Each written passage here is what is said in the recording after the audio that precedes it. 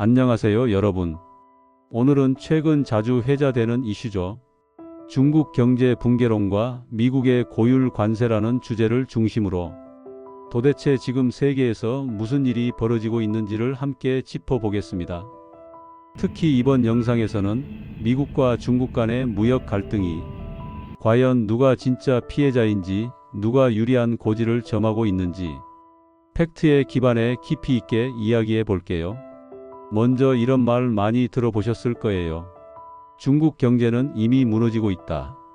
중국은 미국 시장 없으면 못 산다. 미국이 압박하면 중국은 손 들 수밖에 없다. 그런데 정말 그럴까요? 최근 중국이 발표한 1분기 무역 성적을 보면 총 교역 규모는 약 10조 위안, 우리 돈으로 약 2천조 원 수준입니다. 전년 동기 대비 무려 1.3% 성장했어요. 무려 8분기 연속으로 성장 중입니다. 이게 과연 붕괴일까요? 그렇다면 왜 미국에서는 중국이 망하고 있다는 말이 퍼지고 있을까요? 그 이유는 단순합니다. 정치적 내러티브, 다시 말해 특정 정치 세력이 자국 유권자들에게 중국을 위협이자 실패국으로 보이게 하려는 전략이죠. 특히 트럼프 대통령은 우리가 중국을 제압할 수 있다. 관세를 통해 미국을 다시 위대하게 만들겠다는 시기, 강경 메시지를 계속해서 내세우고 있습니다. 하지만 현실은 다릅니다. 미국이 중국에 부과한 245%의 고율 관세, 그 타격은 누구에게 가고 있을까요? 바로 미국 내 중소기업과 소비자입니다. 예를 들어 아마존에서 판매되는 제품 중 약 71%가 중국에서 제조된 상품입니다. 그런데 여기에 245% 관세가 붙으면 어떤 일이 벌어질까요? 간단히 말해 수입 단가가 3배 가까이 오릅니다. 이걸 그대로 소비자 가격에 반영하면 기존 30달러 하던 제품이 90달러 이상으로 뛰게 되죠. 결과는요? 팔리지 않습니다. 그리고 팔리지 않으면 사업은 망합니다. 미국 내 수많은 스몰 비즈니스, 즉 소규모 셀러들과 자영업자들이 이 문제로 폐업을 고민하고 있어요. 이쯤 되면 이런 생각 드실 수도 있어요. 그럼 그냥 미국에서 만들면 되지 않아? 그런데 여러분, 실제로 그렇게 간단하지 않아요. 많은 미국 내 제조업체는 소량 생산을 안 하거나 샘플 견적 요청에도 응답하지 않습니다.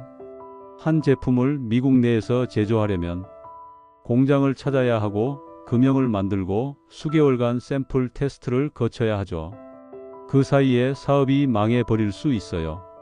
또 미국 청년들은 더 이상 공장에서 일하길 원하지 않습니다. 현재 캘리포니아 기준 맥도날드 알바도 시급이 20달러입니다.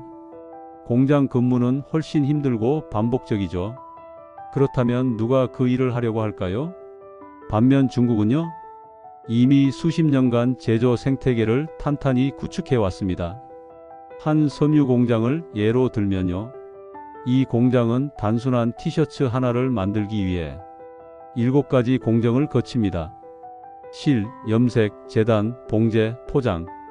이 모든 협력 업체들이 공장에서 반경 20km 이내에 밀집돼 있어요. 기계가 고장 나면요? 근처에 기계를 만드는 공장까지 있습니다. A부터 Z까지 한 도시 안에서 다 되는 구조입니다. 이게 가능한 나라가 전 세계에 몇이나 될까요? 바로 이런 이유 때문에 중국을 대체할 생산국가로 베트남, 인도 등이 거론되지만 현실적으로 인프라, 전력, 물류, 생산 기술 모두 아직 한참 부족합니다. 그렇다면 미국은 왜 이토록 반중 정서를 밀어붙일까요? 가장 큰 이유는 정치입니다. 트럼프 대통령은 중국이 미국을 착취해 왔다고 주장하면서 고율 관세를 무기로 활용하고 있습니다. 하지만 실제로는 미국이 무역 흑자를 보는 국가들도 트럼프의 표적이 되고 있어요. 캐나다, 유럽연합, 일본, 심지어 호주까지도 관세 폭탄을 피하지 못했습니다. 오히려 캐나다, 호주는 미국에 무역 흑자를 주고 있는 입장인데요. 그런 동맹국에게까지 관세를 때리는 건 정책적으로도 외교적으로도 앞뒤가 맞지 않는 행동입니다. 이쯤에서 중요한 질문 하나 더 드려볼게요. 중국은 정말 미국 없이 못 살까요? 중국의 내수 시장은 이미 세계 최대 규모입니다. 수많은 중국인들이 이제 자국 브랜드를 더 선호하고 해외 브랜드 대신 국산 제품을 선택하고 있습니다.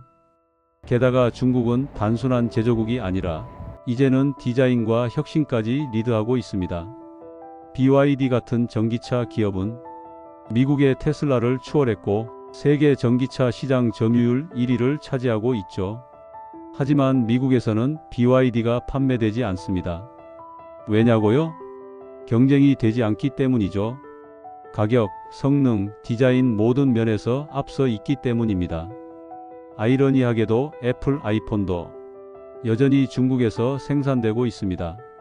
트럼프가 예전 관세를 논의할 때 아이폰에 대해서는 예외를 두었죠.